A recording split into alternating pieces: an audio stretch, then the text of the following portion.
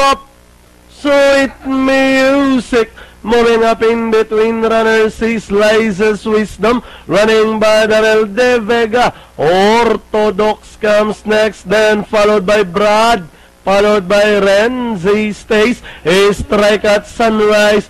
Worth the wait, and trailing the group is runner number 5, Surrey, as they race towards the 600.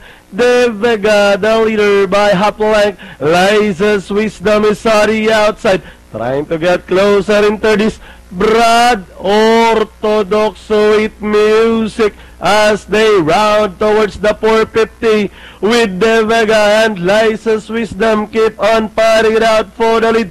Moving up by the rail, Brad, Orthodox is on the outside, Sweet Music, and down the stretch they come. De Vega, the leader. Orthodox moving up in between runners. Liza's Wisdom is by the rail. Orthodox is splitting horses to grab the lead. Now they are all after Orthodox over Liza's Wisdom, and finally Orthodox, Liza's Wisdom, De Vega worth the wait. Then comes Renzi Stays, Brad, Sweet Music is strike at Sunrise, and